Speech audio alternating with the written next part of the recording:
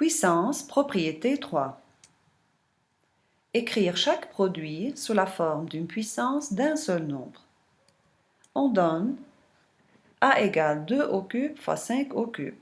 On a demandé à 3 élèves d'écrire ce produit sous forme d'une seule puissance. Voilà les résultats obtenus. Alain 10 exposant 6, Paul 10 exposant 9 et Christian 10 exposant 3. Qui a raison? Dans l'écriture, A égale 2 au cube fois 5 au cube. 2 exposant 3 signifie 2 fois 2 fois 2 fois 5 au cube signifie 5 fois 5 fois 5. On peut aussi écrire 2 fois 5 fois 2 fois 5 fois 2 fois 5, qui signifie 2 fois 5 exposant 3 ou 10 exposant 3. On peut aussi trouver ce même résultat autrement. On calcule 2 exposant 3 égale 8 et 5 exposant 3 égale 125. 8 fois 125 égale 1000 ou 10 exposant 3. Alors, Christian a raison, c'est 10 exposant 3. Recommençons avec le produit suivant. B égale 3 au carré fois 5 au carré. 3 au carré signifie 3 fois 3 et 5 au carré signifie 5 fois 5.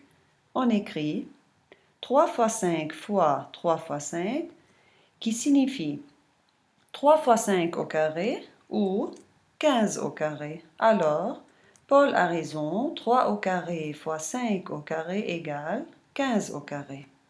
On a déjà écrit ces deux produits sous forme d'une seule puissance. Que remarquez-vous?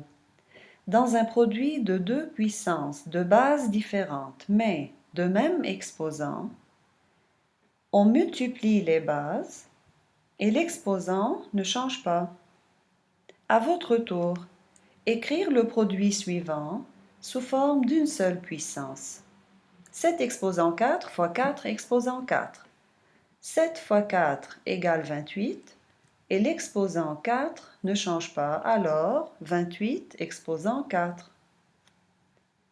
Et si on a un quotient de deux puissances ayant des bases différentes, mais même exposant, comment l'écrire sous forme d'une seule puissance? On divise 6 par 3 égale 2 et l'exposant 5 ne change pas. De même, 21 divisé par 7 égale 3 et l'exposant 6 ne change pas. D'où la propriété 3, A exposant n fois B exposant n égale A fois B exposant n. Et A exposant n sur B exposant n égale A sur B, le tout exposant n.